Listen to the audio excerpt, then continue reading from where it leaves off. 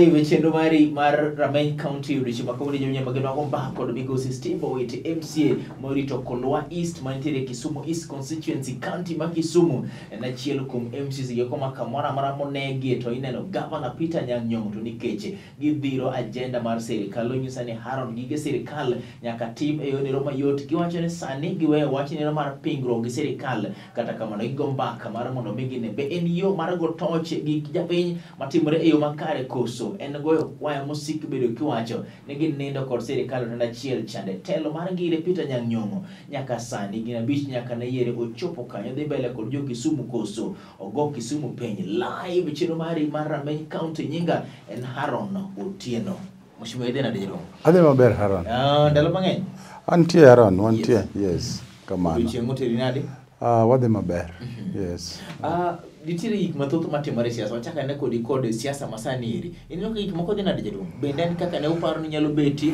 pogruok ma governor pogre koda gi senator mare kweth makone ringo bende ineno ka gik moko dhi bedo kama anawacho ni Haron ni en gima nyien yes andi wacho kama maber ni siasa onge osiep musiko kata onge sigu musiko manyaka chien tiende ni kinde ka kinde kaka ji medo wuotho e kaka luwore gi gigo midwa notim kapo ni paro opogore e weche mag siasa to ji biro mana pogore to pogruok e paro ni ok nyis ni en sigu but en tiende ni pachwa osepogore kalore kaka wadwa ni waring gi weche mag siasa koro mano en gima an anyalo wacho ni ok en gima okwongo timore and okene mogik odobro neno moko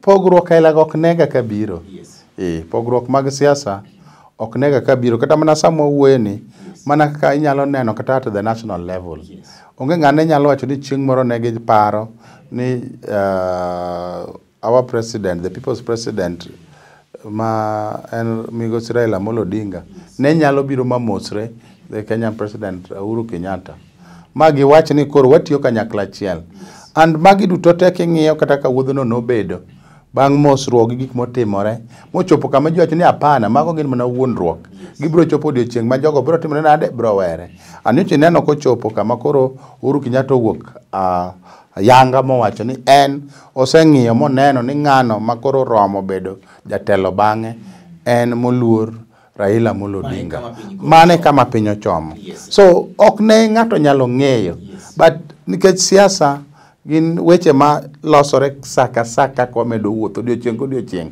mano miyo ng'ato nyalo wacho ni nyalo neno kawuono ka pap ber kabisa to just from nowhere ira ka gik moko lokore minjo nyaka the change ng'ama nyo paro ni is very popular mang'ane dhi gi gini tipo ka dakika achiel gimoro timore kata gimoro achiel kata gik moko ariyo or wach moro achiel owacho ma kendo chako maye max mang'eny kendo chako mana manyien ka ilose mayo ng'ato max kod chako manyien Kisumu County telo mar ngire Peter Nyang'nyong kod Daktari Matthew Owili kano biro ne chalo joma ne chako manyien kendo ne gidwaro mar mondo gibed koda gi max mare kade mbele kigo touch kawuono jaduong point blank kaka assembly kaka MCA ng'ato mang'iyo gik ma sirikal timo ineno ka Kisumu ni kanye mokwongo adwa na wach ni king'iyo katiba mar Kenya ma ene chik ma konyo Kenya katiba kare 176 wacho ni nitiere sirikal mar kor gwenge there shall be county governments consisting of two arms maen the executive and the assembly so tiende ni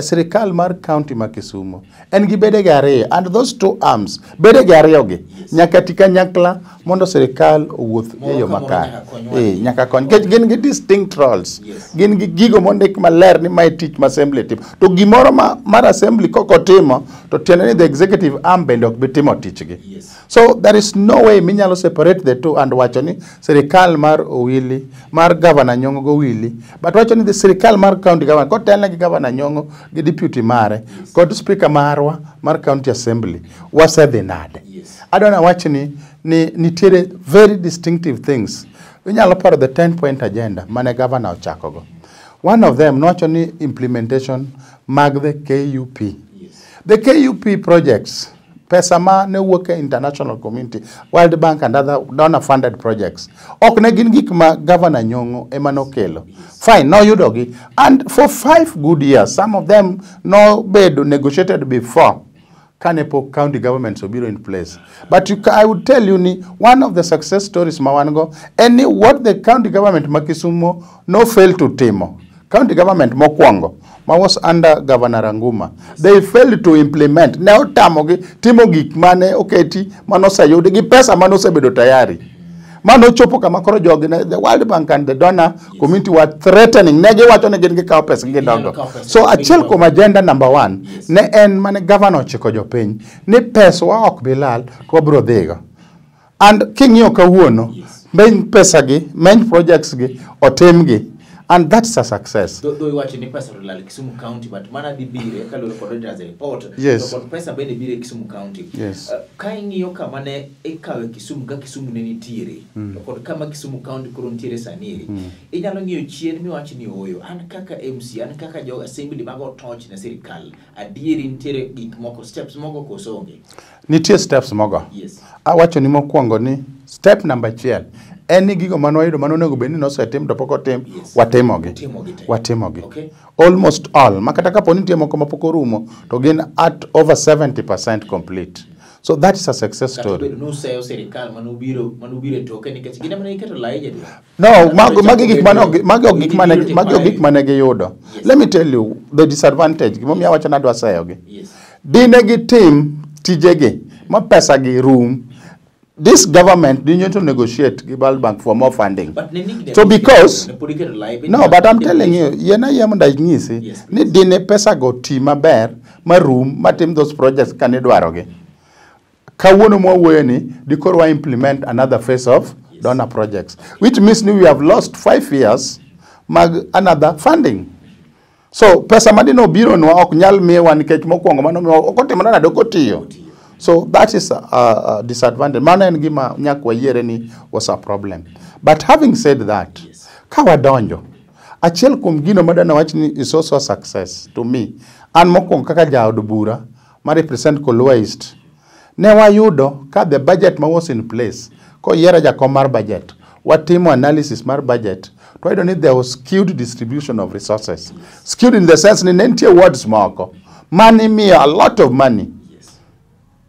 Lot of money in the sense ni doka ward mara chiel nigi projects worth 175 tomorrow to nigi 7.5.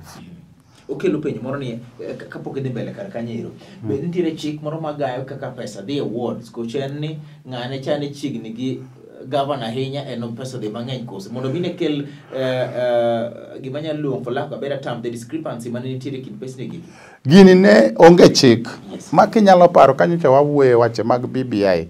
The BBI conversation manyo bedo self ma wageno ni bro duogo achiel mano okay whatever it is. Yes. The spirit marwa any we need inclusivity. One, what are pesa obine words directly. Yes. And what are the independence of the assemblies mag the county assemblies mondo wabed gi autonomy. If you are one arm onge ni pesa wabedo dictated by the other arm eka wayalo because that would come to compromise. Miyo wabedo gi level ma is not fair, level ground is not there. So gima dona wach mapoda alero kenda atemo nyisi ni ne onge chik ma wacho ni wesa ward kawodo nego yud pesa di. Yes. Chik mantie ma en Public Finance Management Act en chik ma wacho ni we cannot tiyo gi pesa, ok wanyal tiyo gi pesa matin na tamalo 30 e weche mag dongruok.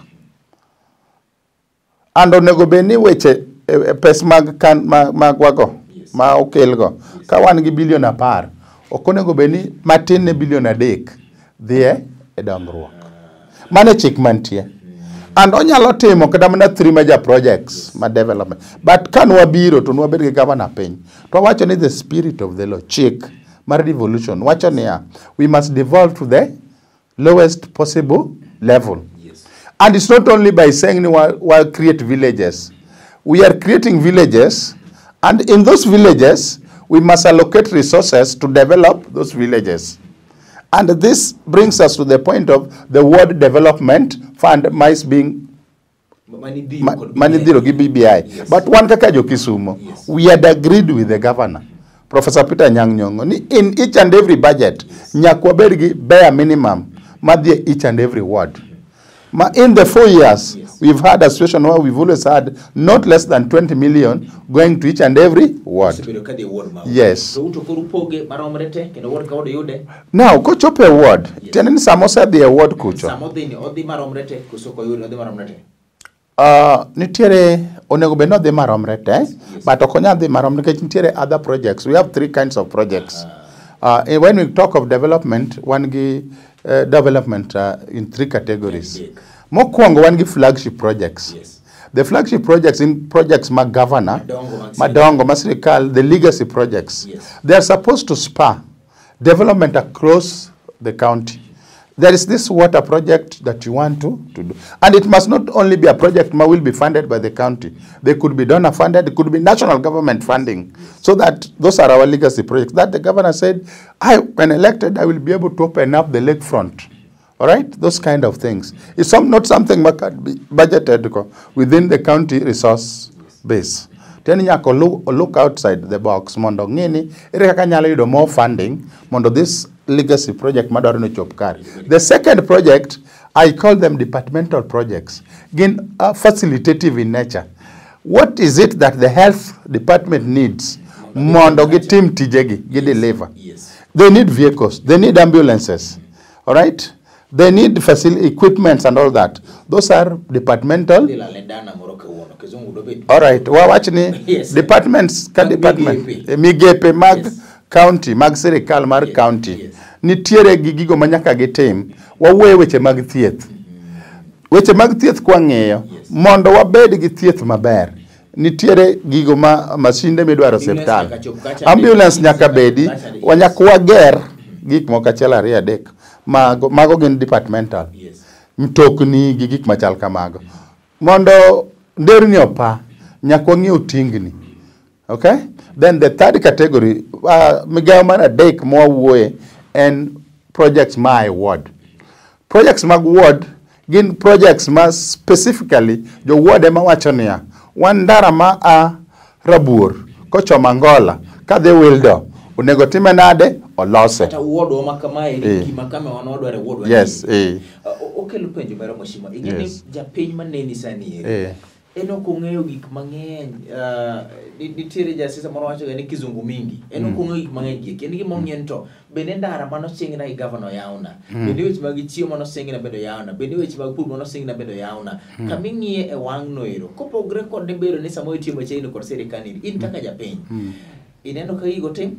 Otim gigo because anan gi gik ma county gigo tim do nikech entiere koda ka gigeko monyalo nochi ni around dongruok mitimo yore adek dire madongo mitimo koda gi county ni flagship projects ka chiero kod mulungo ni departmental projects mageko machopo ngima kata mana biti maber mar japiny e gwenge pogre ka chiero kod ma county ma japiny magolo pachgi mar mondo mi wachi assembly ma Kisumu county iwacho no sebedo kama iwere mana kwaya kende pamo ne governor ma Kisumu county ngire Peter Anyango ka chiel kod seche motiyo marach kada sa motiyo ber penjo maduong dibed ni governor Nyang'nyong en mana ng'at motiyo maber manyaka pamne sate koso ntiere moko maricho to gin giumo ka japiny to dong ka hinyore live chino mari mar Rameny county telo mar ariyo ka chiel to kod Mheshimiwa Steve Owiti oduogo manyo Lolwe East koso weyo idog yiere kendo koso odog dala live chendo mari.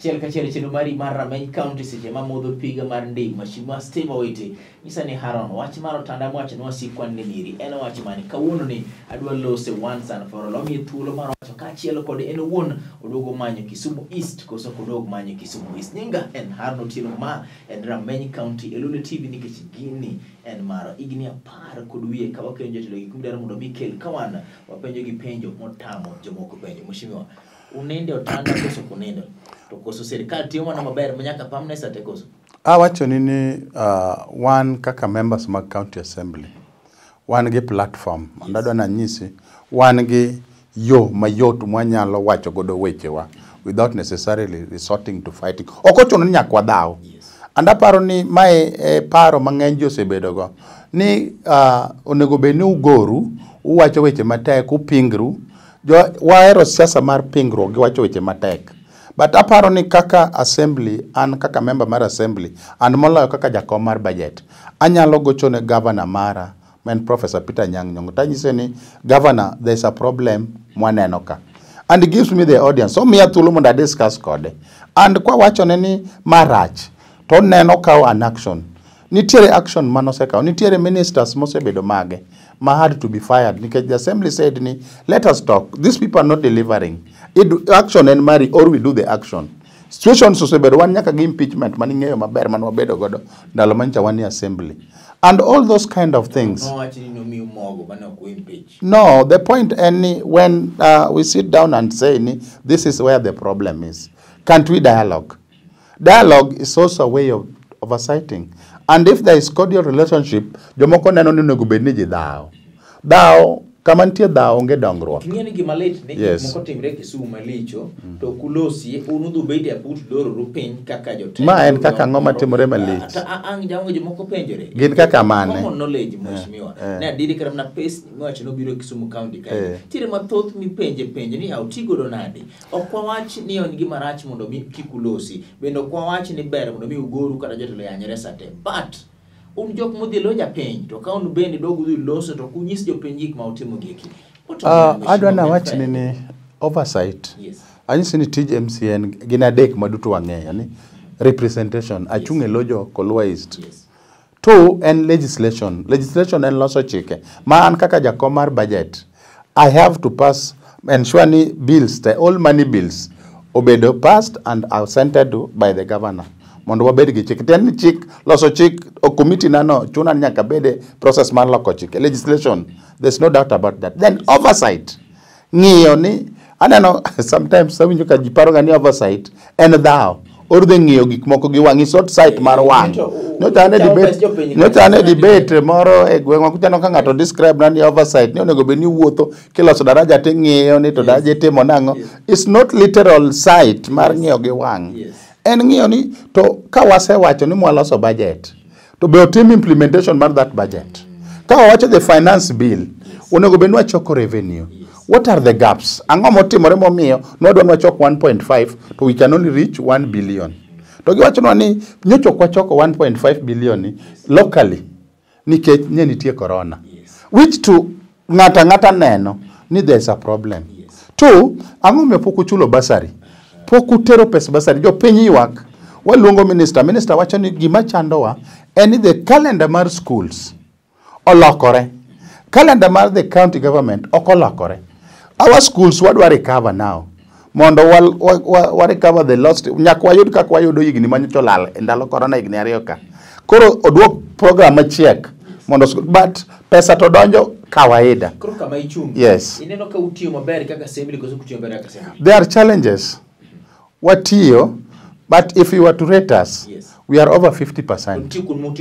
Nitie kuonde mantie challenges because watiyo at a time there was a pandemic. Okay, inen utiyo maber. Awacho ni we have tried our level best. Okay. Adwa wacho ni onge kama okonyalo wacho ni ni wati 100%. Challenges nitie. Yes. One, the resources.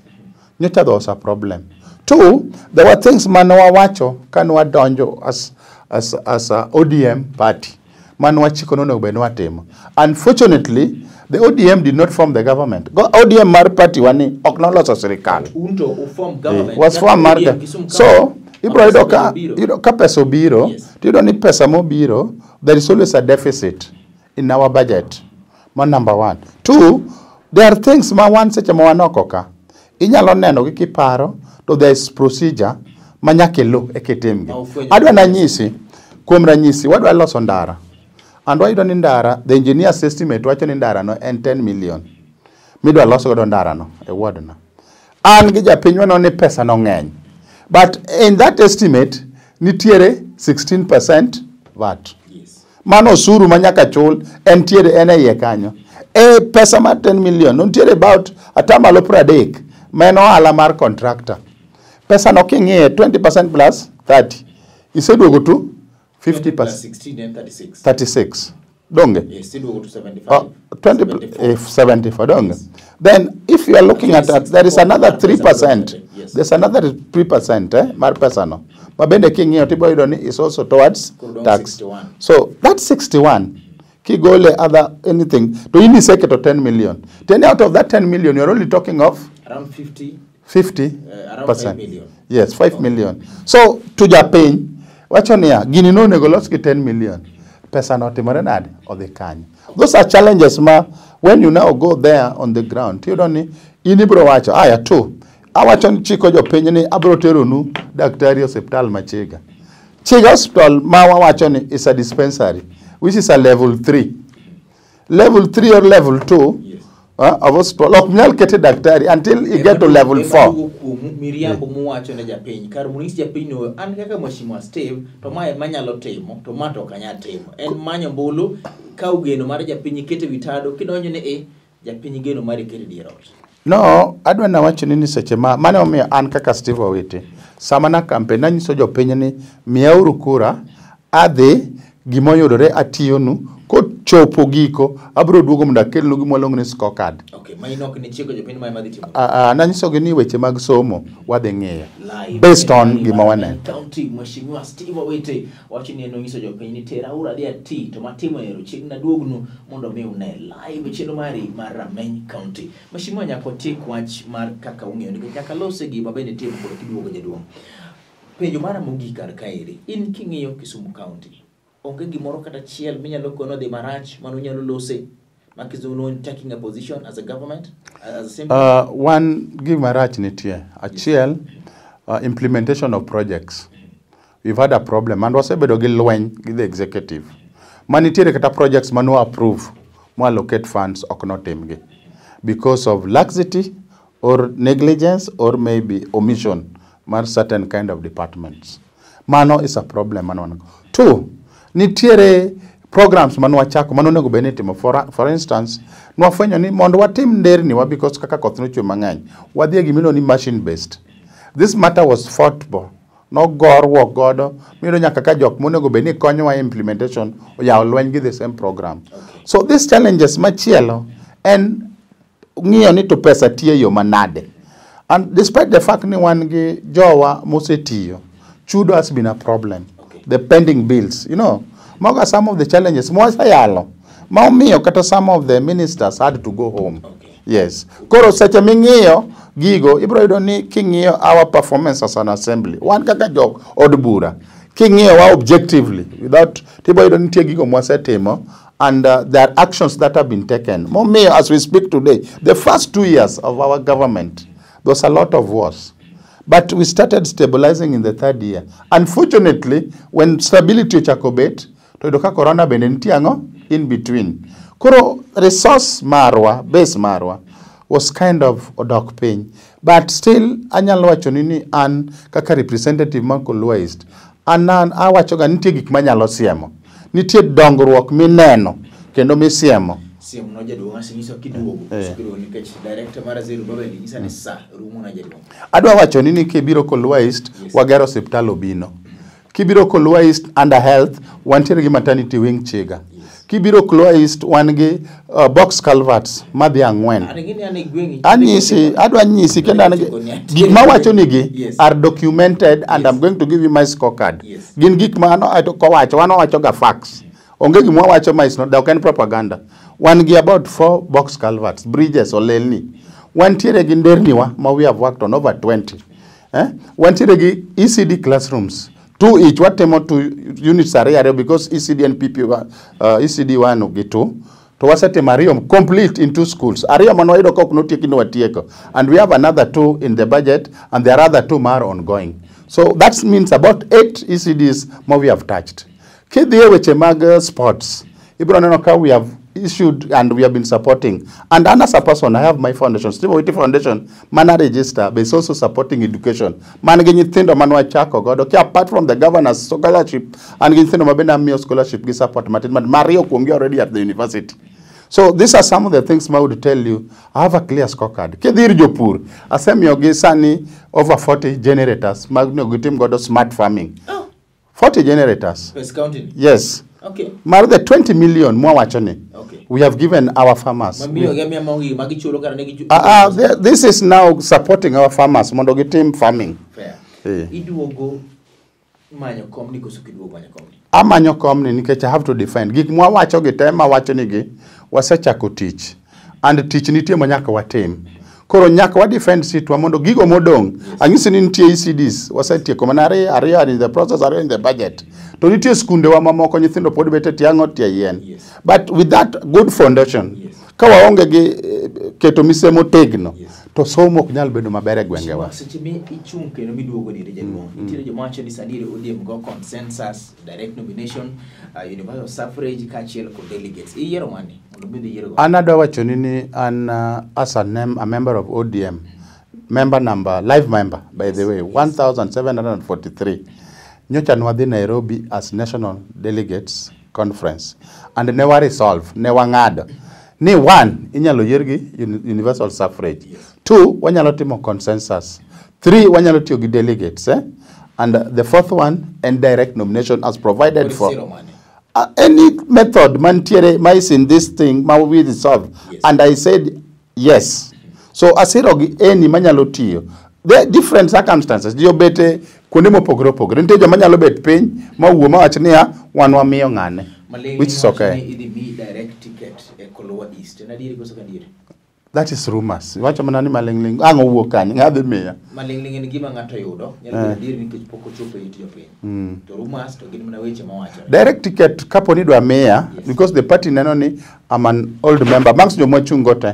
Namba na samore ma ber bolot. Tija bende as I defend the party through kata kana chung 2012 ok na yodo. I did not defect. Ok na work madhi e party moro. Or have been loyal to the party. So there's no harm komia. Malingling bino achoni iloso list. Lwet ndire list moro mar MCs apar gang'wen mida no mi direct nomination. To koro list ma lweta ntieno to anto nyinga onge list no. Dong neno ka list no to nyinga ne onge. Cheno mari Rameny koro chako dogo time kendo chieng' machielo kawuono chiro niri agoero kamana zero babel mantiere kamera mokwongo kaachiel kod kamera mar ariyo Dan Juma en chenro mota koda kagi senior most producers mag chiro niri aken nikech samoro nikech Mheshimiwa Steve Witi ne biro ka iri live chako dogo time kendo chieng' machielo. Good luck jaduong' among'eyo samoro in ibro bedo kae to no kak bedo jakom mar budget bende ber. Anyisi ni aronero kamana nyangiso joko Lolwe ni dichielo koromo gi nwaya kendo.